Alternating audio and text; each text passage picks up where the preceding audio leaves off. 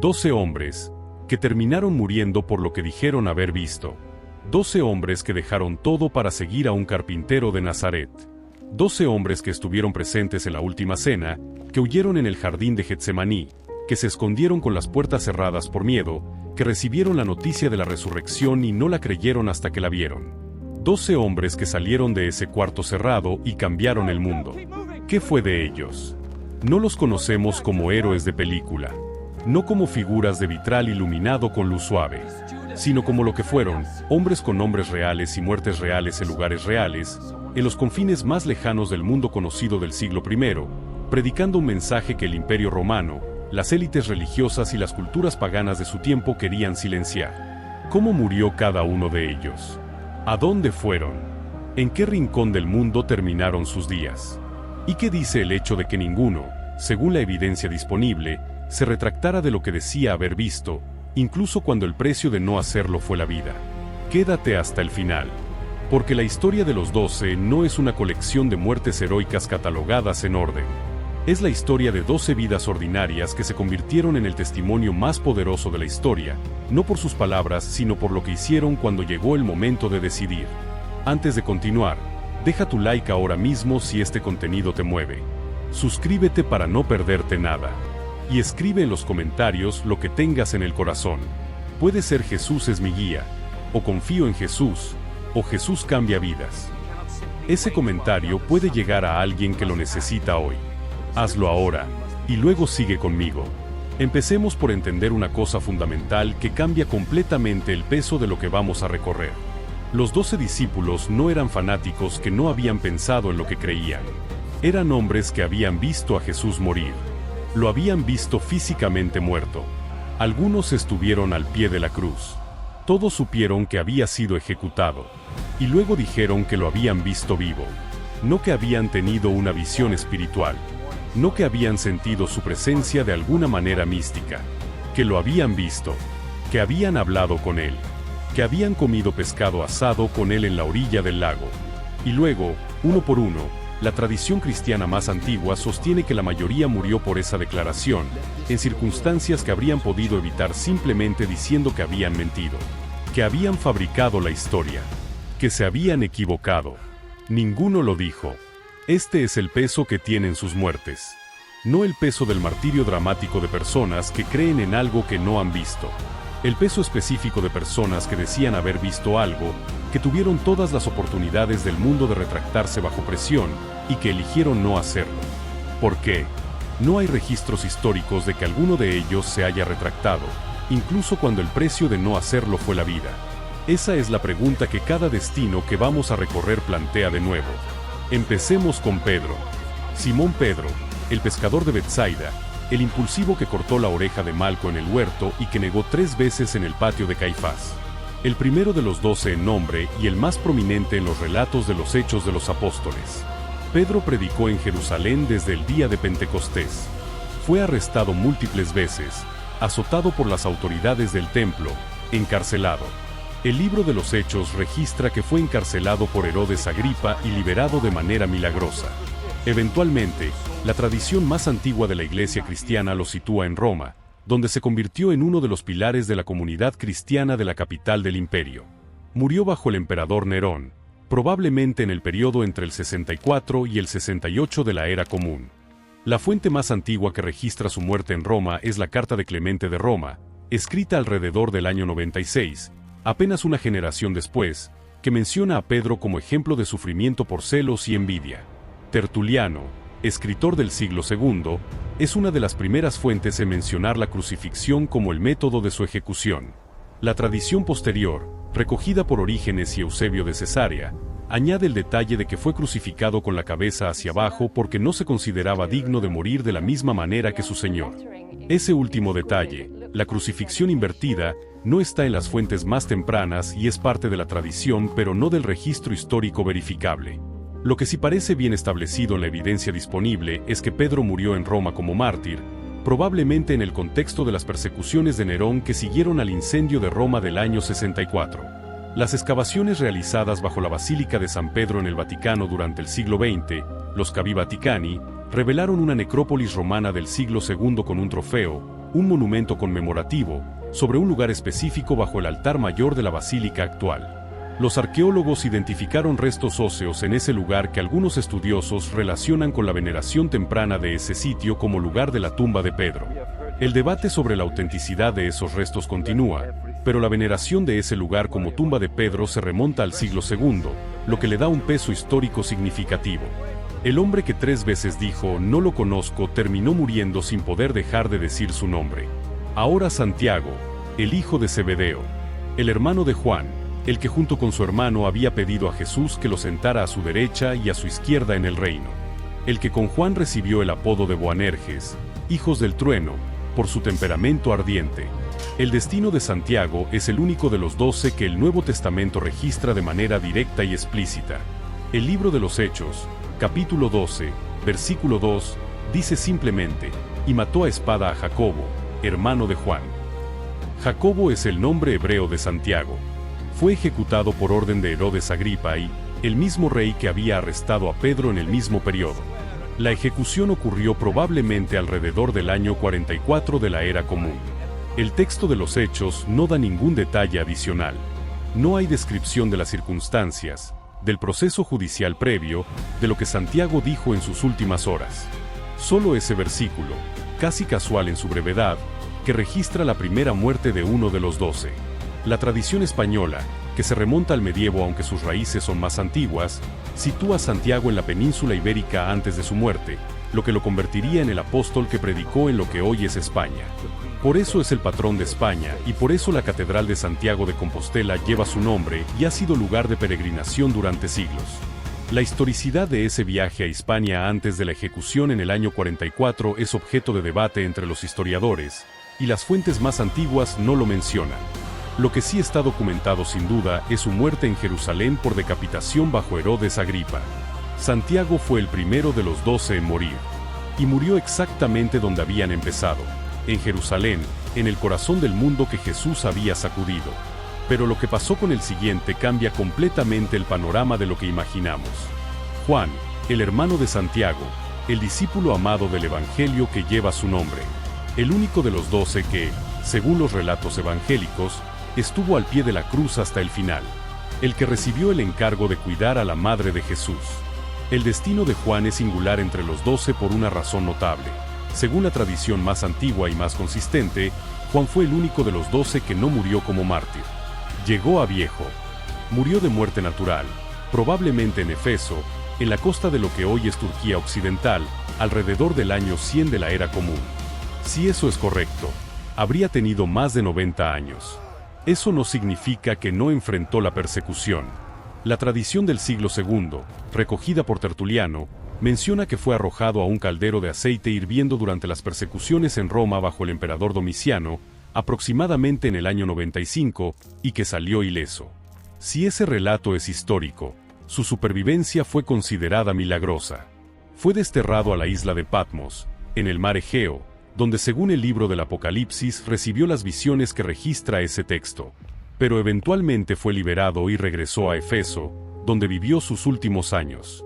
Irenaeo de León, que escribió alrededor del año 180 y que había conocido a Policarpo de Esmirna, quien a su vez había conocido al propio Juan, registra que Juan vivió en Efeso hasta el tiempo del emperador Trajano. Una cadena de 3 generaciones que conecta al propio Juan con las fuentes del siglo II. El único que no murió mártir fue también el que más vivió, el que más escribió, el que dejó el testimonio más detallado de lo que había vivido. Quizás la longevidad de Juan fue también parte del plan. Alguien tenía que recordar y contar cuando todos los demás se habían ido. Andrés, el hermano de Pedro, el primero que fue llamado, según el Evangelio de Juan, antes incluso que Pedro, el que llevó a su hermano a conocer a Jesús. El discípulo que encontró al niño con los 5 panes y los 2 peces en el episodio de la multiplicación. La tradición ubica la actividad misionera de Andrés en las regiones alrededor del Mar Negro, en lo que hoy son Grecia, el norte de Turquía, Ucrania y Rusia. Por eso es el patrón de Grecia, de Rusia y de Escocia, entre otros países. La tradición cristiana oriental lo venera como Protocletos, el primero llamado. Según la tradición, Andrés fue martirizado en Patra, en el Peloponeso griego, bajo el gobernador romano Egeas. El método de ejecución que la tradición registra es la crucifixión en una cruz en forma de X, lo que se conoce como la Cruz de Andrés o Cruz de San Andrés, que hoy aparece en la bandera de Escocia. La tradición dice que Andrés pasó 2 días en esa cruz antes de morir, predicando desde ella a los que se reunían alrededor.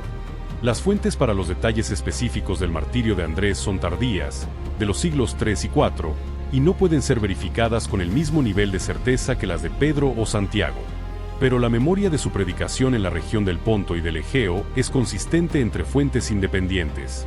Felipe, el de Betsaida, la misma ciudad que Pedro y Andrés, el que trajo a Natanael a Jesús, el que en la última cena le dijo: Señor, muéstranos al Padre y nos basta. La tradición sitúa la actividad misionera de Felipe en las regiones de Frigia, en el interior de lo que hoy es Turquía central. La ciudad de Hierápolis, que hoy se llama Pamukkale por sus famosas terrazas calcáreas de aguas termales, es el lugar donde la tradición más consistente sitúa su muerte. En las excavaciones arqueológicas de Hierápolis en el siglo XXI, un equipo de arqueólogos italianos descubrió en 2011 una iglesia del siglo IV que identificaron como el martirio de Felipe, es decir, el lugar que la comunidad cristiana antigua veneraba como el lugar de su muerte y enterramiento. El descubrimiento generó considerable interés académico precisamente porque confirmaba que la tradición sobre Felipe en Hierápolis tenía raíces locales concretas del siglo IV, no solo literatura geográfica posterior. Bartolomé, también conocido como Natanael, el que cuando escuchó que Jesús venía de Nazaret preguntó: ¿de Nazaret puede salir algo bueno? El mismo a quien Jesús le dijo antes de que Felipe te llamara: cuando estabas debajo de la higuera, te vi, lo que produjo en él una declaración de fe inmediata. La tradición sobre Bartolomé lo sitúa en diferentes regiones: Armenia, la India, Arabia, Etiopía. La diversidad de tradiciones sobre su destino hace difícil establecer con certeza su recorrido geográfico. Pero la tradición armenia lo venera de manera especialmente consistente y antigua, y la Iglesia Apostólica Armenia lo considera uno de sus fundadores. Según algunas tradiciones tardías, de los siglos III y IV, Bartolomé fue martirizado mediante desollamiento en vida seguido de crucifixión. Estas tradiciones son las que explican su representación iconográfica sosteniendo su propia piel, aunque no están confirmadas por fuentes del siglo I o II. Lo que la tradición cristiana más antigua se afirma con mayor consistencia es que predicó en regiones orientales y que murió como mártir, aunque los detalles específicos varían según la fuente. Mateo, el recaudador de impuestos. Leví, como lo llama el Evangelio de Marcos. El hombre que se levantó de su mesa de cobro de impuestos en Cafarnaúm cuando Jesús le dijo: sígueme, y que organizó una cena en su casa donde muchos publicanos y pecadores se sentaron con Jesús, lo que escandalizó a los fariseos. El autor del primer evangelio según la tradición más antigua. La actividad misionera de Mateo es objeto de diversas tradiciones. Algunas lo sitúan en Etiopía, otras en Persia, otras en lo que hoy es Irán o Mesopotamia. El libro apócrifo llamado Evangelio de Mateo no aporta información histórica verificable sobre su destino. La tradición más extendida sobre su muerte lo sitúa martirizado, aunque hay otras tradiciones que sugieren que murió de muerte natural. El destino final de Mateo es, entre todos los 12, uno de los más inciertos. Las tradiciones son no solo diversas sino contradictorias. Algunas lo sitúan martirizado en Etiopía, otras en Persia, y hay incluso tradiciones que sugieren que murió de muerte natural. La falta de consistencia entre las fuentes hace imposible afirmar con seguridad cuál de esas versiones es correcta. Lo que la tradición cristiana antigua sí coincide en afirmar es que predicó el Evangelio en alguna región oriental, lejos de Palestina. Y ahora viene el destino que más sorprende a todo el que le escucha por primera vez. Tomás, el llamado Dídimo, el gemelo, el que cuando Jesús anunció que iba a Judea a pesar del peligro, dijo: vayamos también nosotros para que muramos con él. El que no estaba cuando el resucitado apareció por primera vez y que dijo que no creería hasta meter el dedo en las marcas de los clavos. El que al ver y tocar pronunció la declaración más alta de toda la narrativa evangélica: Señor mío y Dios mío.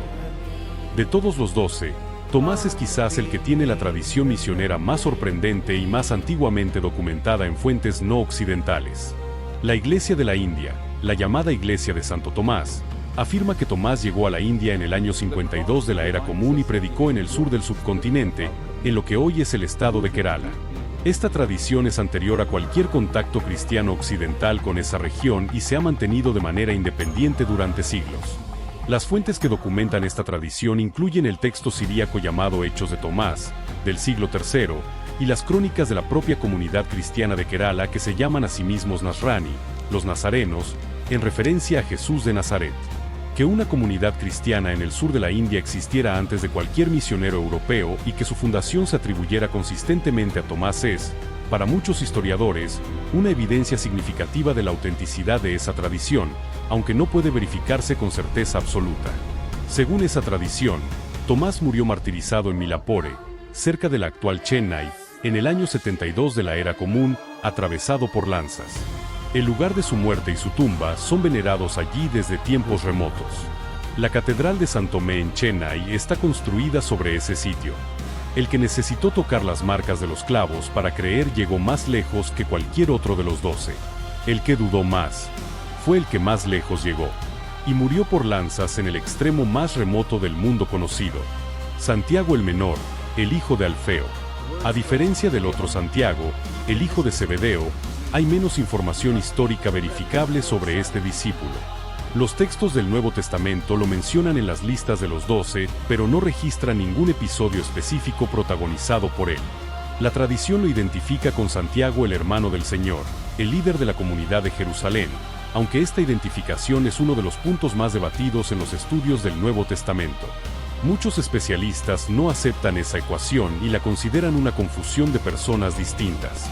El texto bíblico no la establece de manera explícita, y las tradiciones que las unen son tardías. Este video la menciona como una posibilidad dentro de la tradición, no como un hecho establecido. Si esa identificación fuera correcta, Flavio Josefo en su obra Antigüedades Judías registra la muerte de Santiago el hermano de Jesús. Fue condenado por el sumo sacerdote Anás el joven y apedreado, alrededor del año 62 de la Era Común, mientras el gobernador romano Porcio Festo había muerto y antes de que llegara su sucesor Albino. Esa ejecución fue considerada ilegal incluso en su propio tiempo, y según Josefo fue una de las razones por las que Anás fue destituido de su cargo. Si la identificación de Santiago el Menor con Santiago el hermano del Señor es correcta, su muerte tiene la doble particularidad de ser registrada por un historiador judío no cristiano, Josefo, y de haber ocurrido de una manera que incluso las autoridades romanas consideraron irregular. Simón el Celote. El nombre celote en el contexto del siglo I es significativo. Probablemente indicaba su afiliación anterior o su simpatía con el movimiento de los celotes, el grupo político y religioso judío que abogaba por la resistencia armada a la ocupación romana. Que Jesús incluyera en su círculo más cercano a un celote y a un recaudador de impuestos, Mateo, dos personas que en la vida normal habrían sido enemigos declarados, es en sí mismo una declaración sobre la naturaleza del reino que proclamaba. Las tradiciones sobre Simón el Celote lo sitúan en diversas regiones, incluyendo Persia, Egipto y posiblemente la actual Georgia.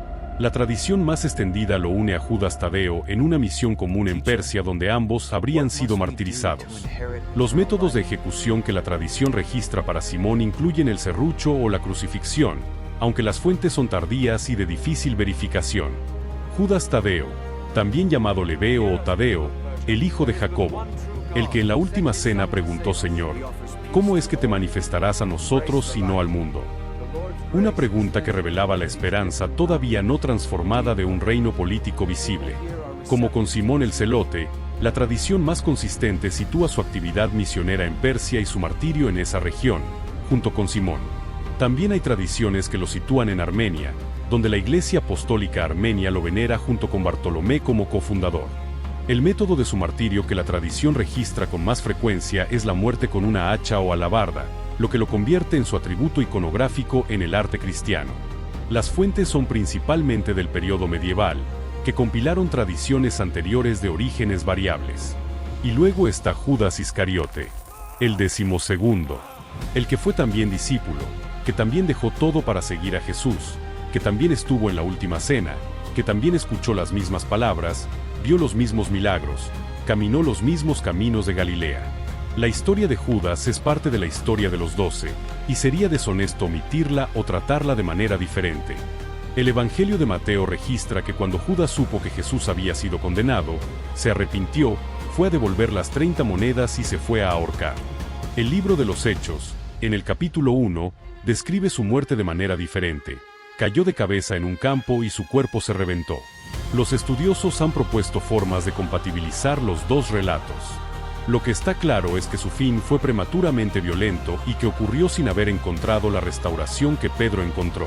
La historia de Judas plantea una de las preguntas más difíciles de toda la narrativa. ¿Podría haber sido diferente? Si hubiera esperado en lugar de actuar en desesperación, ¿habría recibido las 3 preguntas sobre el amor que Pedro recibió en la orilla del lago? Los textos no responden eso. Solo registran lo que ocurrió. El lugar que la tradición identifica como el campo comprado con las 30 monedas, el Aceldama o campo de sangre, puede visitarse todavía hoy al sur de Jerusalén, en el valle de Hinnom. Las excavaciones arqueológicas en esa área han revelado un cementerio del período romano. Finalmente, Matías, el que fue elegido para reemplazar a Judas, según el libro de los Hechos, capítulo 1, no era uno de los 12 originales, pero había estado con Jesús todo el tiempo que el Señor Jesús entraba y salía entre nosotros, comenzando desde el bautismo de Juan hasta el día en que fue levantado de entre nosotros. Era un testigo de todo el ministerio, y fue elegido por sorteo, una práctica judía de discernimiento de la voluntad de Dios, para completar el número de 12. Las tradiciones sobre Matías son diversas y difíciles de verificar con precisión. Algunas lo sitúan en Etiopía, otras en Judea, otras en el Cáucaso. Su martirio es parte de casi todas las tradiciones, aunque los detalles varían significativamente. Y ahora, después de haber recorrido uno por uno cada destino, la pregunta que ningún análisis puede evadir. No en el sentido de una prueba irrefutable de ninguna proposición teológica, sino en el sentido histórico y humano más directo. No hay registros históricos de que alguno de ellos se haya retractado, incluso cuando el precio de no hacerlo era la vida. En condiciones en que retractarse era la salida más simple disponible. En regiones del mundo que van desde Roma hasta la India, desde Armenia hasta Etiopía, desde Grecia hasta el Cáucaso. Sin coordinación central después de los primeros años. Sin la posibilidad de consultar entre ellos en los momentos finales. El argumento que a veces se hace, que los discípulos eran fanáticos dispuestos a morir por una creencia sin fundamento, choca con un problema específico. No eran personas que creían algo que no habían verificado directamente. Eran personas que afirmaban haber sido testigos oculares de algo concreto. Y la ausencia de cualquier registro de retractación, en tan diferentes circunstancias y geografías, es un dato que los historiadores consideran significativo, aunque no concluyente por sí solo. El historiador y filósofo Blaise Pascal lo formuló de una manera que sigue siendo citada. Es posible que mueras por algo que crees verdadero aunque sea falso.